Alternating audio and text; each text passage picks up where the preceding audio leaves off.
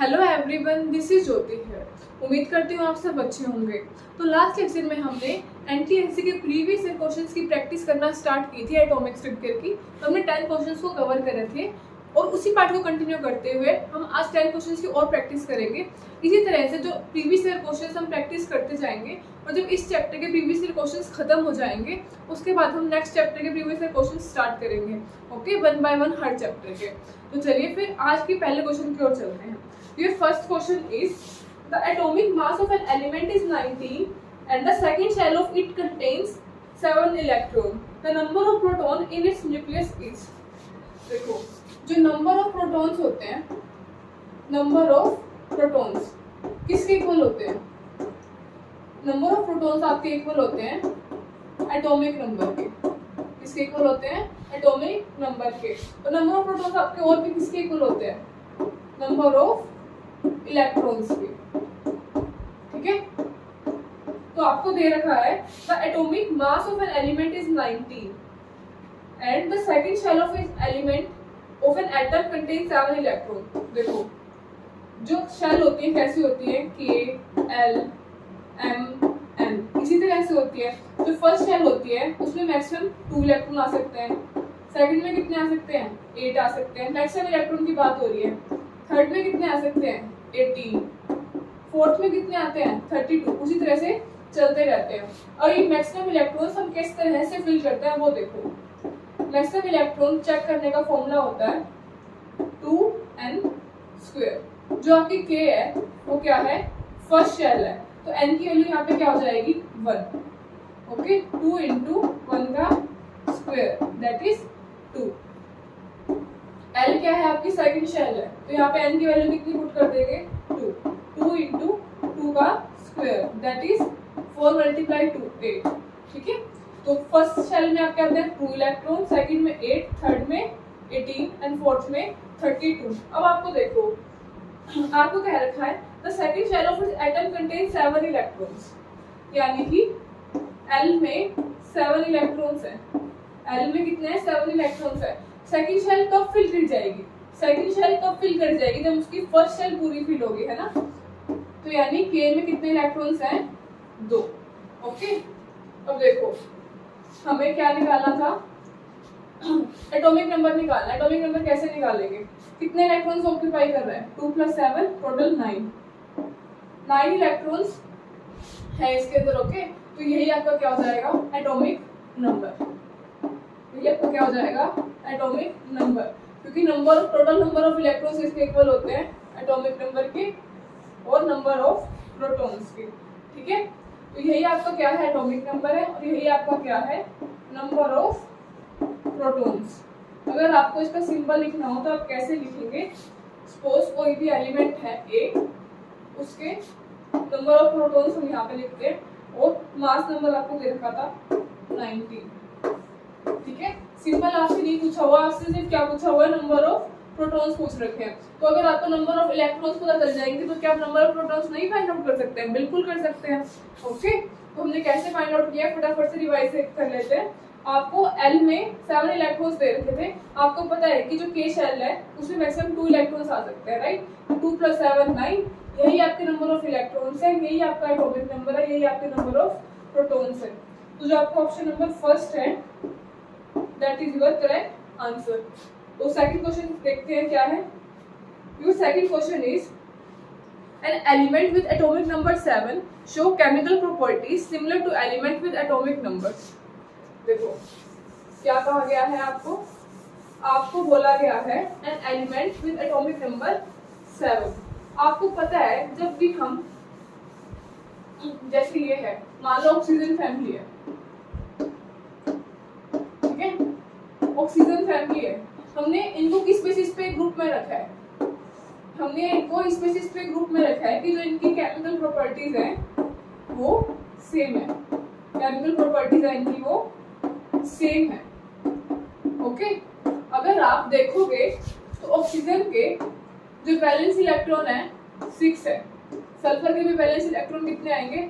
6। Valence electron का मतलब है जो आउटर मोस्ट शेल के इलेक्ट्रॉन है, तो इन सभी में जो वैलेंस इलेक्ट्रॉन आएंगे वो 6 आएंगे। तो जो एलिमेंट सेम ग्रुप में रहते हैं उनके जो बैलेंस इलेक्ट्रॉन होते हैं, जो आउटर मोस्ट शेल के इलेक्ट्रॉन्स होते हैं वो सेम होते हैं। तो आपको क्वेश्चन देखो, आपसे क्या पूछा गया था, आपसे पूछा गया था an element with atomic number 7।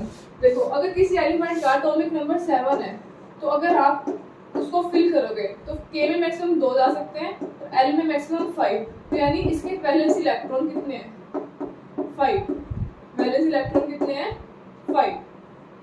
तो हमें कोई ऐसा एटॉमिक नंबर ढूंढना पड़ेगा जिसके वैलेंस इलेक्ट्रॉन 5 हो। तो जो जो आपको एटॉमिक नंबर दे रखे हैं उनके आप वैलेंस इलेक्ट्रॉन निकाल के देख लो। जैसे 10 है, इसके वैलेंस इलेक्ट्रॉन कितने आएंगे 8, 9 के वैलेंस इलेक्ट्रॉन कितने आएंगे 7, 15 के वैलेंस इलेक्ट्रॉन कितने आएंगे, पहले में जाएंगे 2, सेकंड में जाएंगे 8, क्योंकि जो एल शेल होते हैं उसमें मैक्सिमम 8 इलेक्ट्रॉन जा सकते हैं। उसके बाद थर्ड में कितने जाएंगे 5।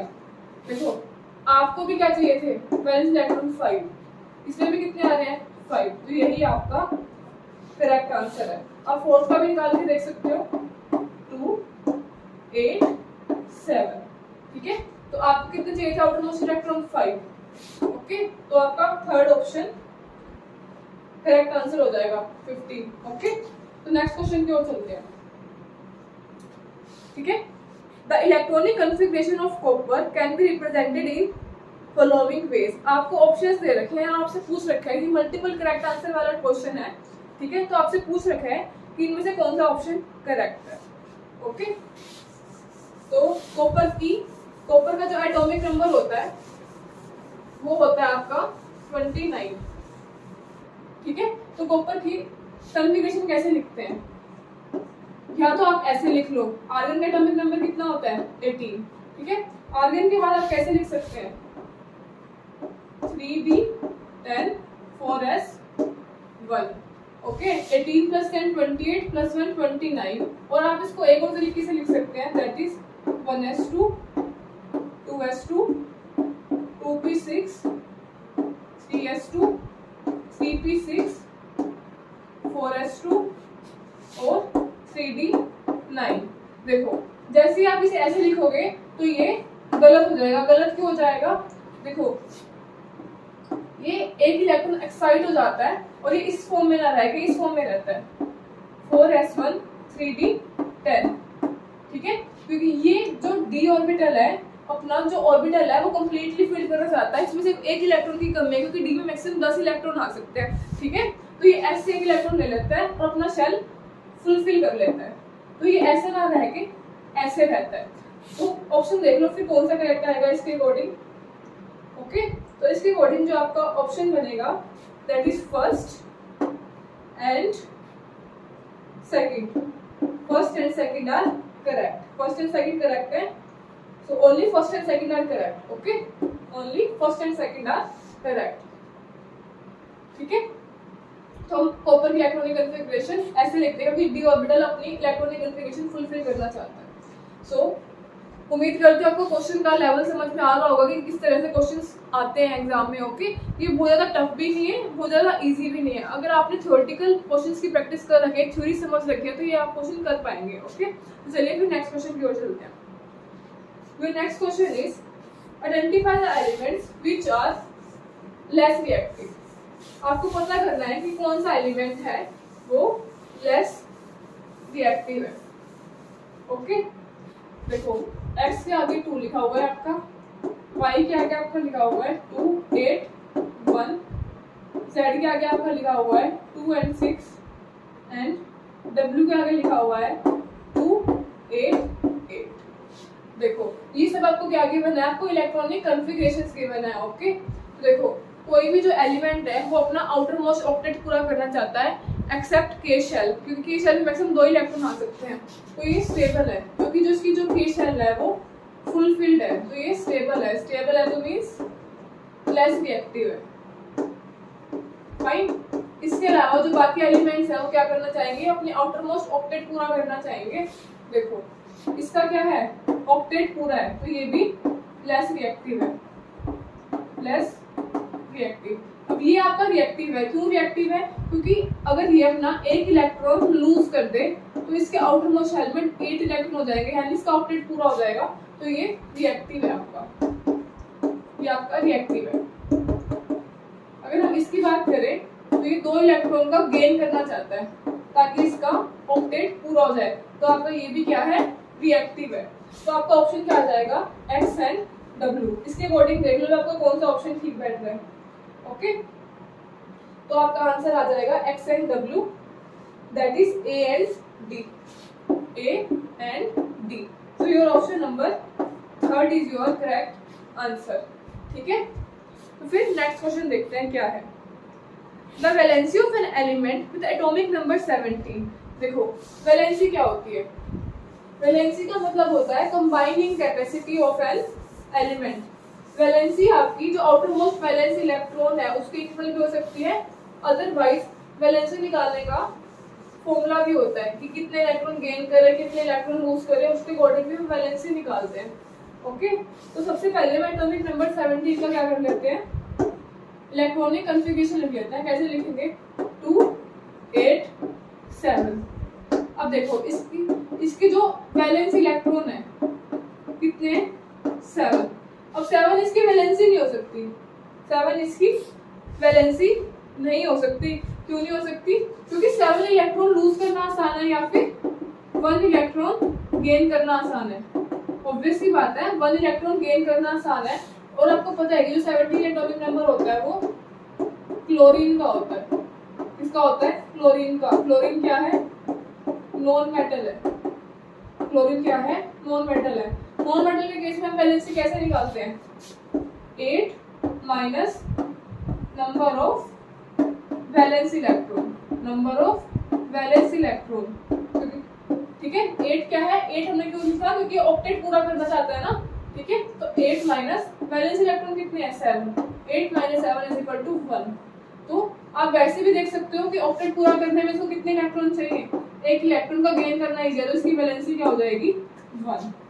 तो ऑप्शन नंबर 3 इसका करेक्ट आंसर हो जाएगा। ओके, तो चलिए फिर नेक्स्ट क्वेश्चन देखते हैं। What are the electronic configurations of sodium and chlorine. देखो ये क्वेश्चन आपको खुद से करना है, थोड़ा सा हिंट दे देती हूँ बस। सोडियम है उसका जो एटॉमिक नंबर होता है 11 होता है। अगर हम क्लोरीन की बात करें इसका एटॉमिक नंबर 17 होता है।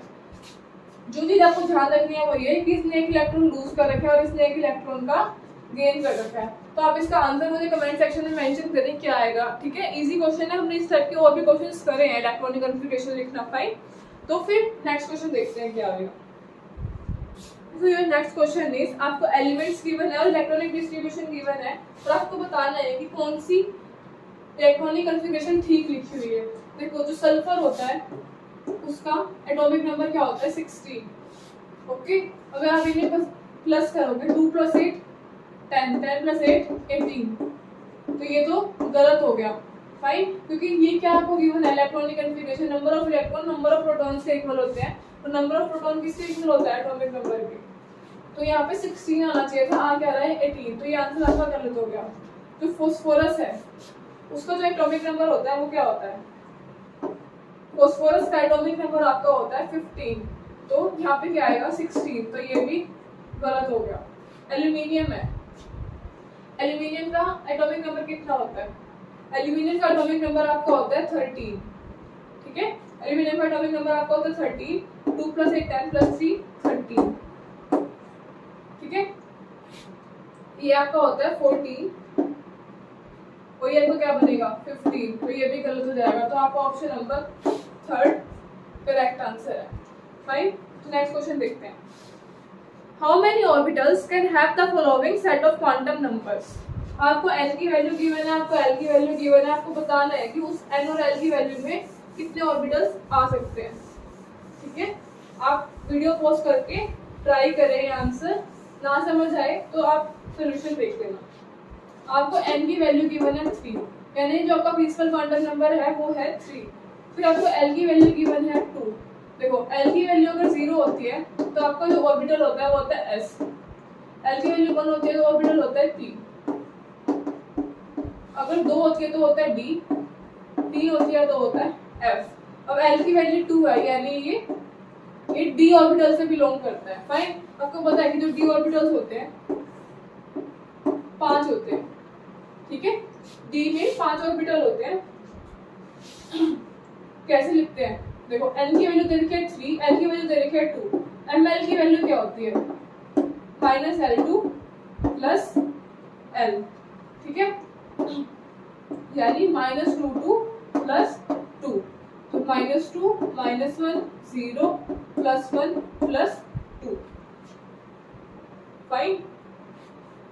तो यानी ये जो ऑर्बिटल है वो 3D का है। 3D का कैसे पता चला हमें, देखो 3 यानी principal quantum number 3।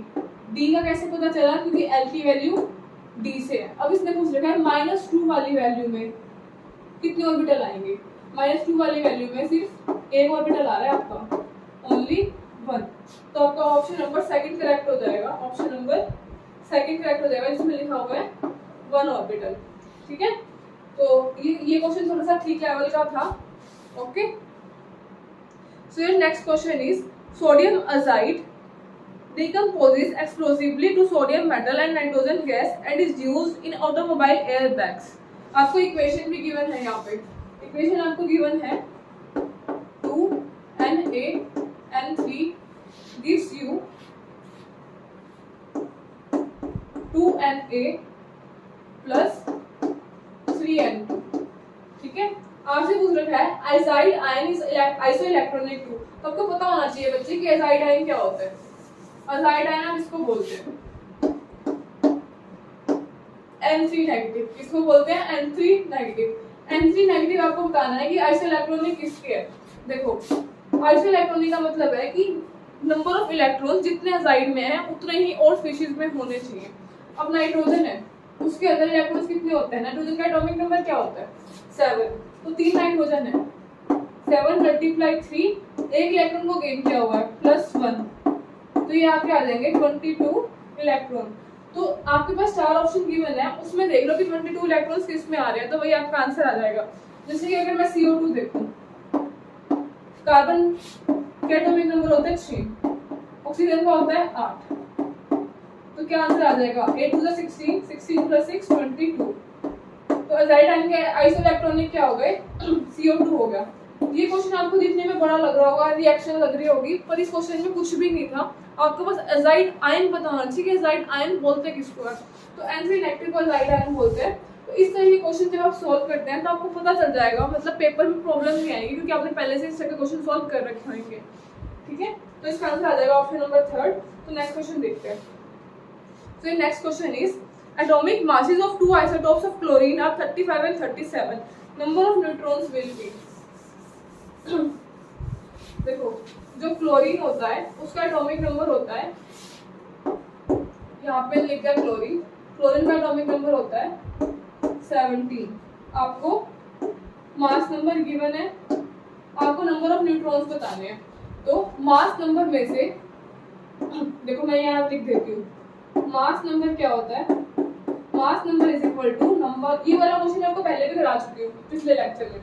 Mass number is equal to number of neutrons plus number of protons, ठीक है। तो अगर अब मैं आपको इसका निकाल के दिखा रही हूँ, इसका आप खुद करेंगे, ओके। तो नंबर ऑफ न्यूट्रॉन्स निकालने हैं ना हमें, न्यूट्रॉन्स निकालने हैं हमें, तो मास नंबर कितना है 35, number of neutrons plus protons कितने हैं 17, तो न्यूट्रॉन्स इसके इक्वल आ जाएंगे 35 माइनस 17, तो नंबर ऑफ न्यूट्रॉन्स आपके इक्वल आ जाएंगे 18 के, ठीक है। तो इसके लिए नंबर ऑफ न्यूट्रॉन्स आएंगे 18। इसके लिए आपको खुद फाइंड आउट करना है और आंसर कमेंट सेक्शन में मेंशन कर देना, ठीक है। तो आज के 10 क्वेश्चन आपके पूरे होते हैं। आपको मुझे बताना है कि आपके 10 में से कितने क्वेश्चन ठीक हुए। अगर आपको कुछ भी डाउट रहता है तो आप कमेंट सेक्शन में पूछ सकते हो, अदरवाइज आप हमारे सोशल हैंडल्स पे भी मैसेज कर सकते हो। सोशल हैंडल का लिंक आपको इस वीडियो के डिस्क्रिप्शन में मिल जाएगा, ठीक है। आपको कुछ भी डाउट रहता है, अगर आपको लगता है कि आपके इसमें कम मार्क्स आए हैं तो आप फिर से जाके चैप्टर को रिवाइज करो, फिर से ये वीडियो देखो, ठीक है। तो पढ़ते रहिए, नेक्स्ट वीडियो में मिलते हैं। Thank you.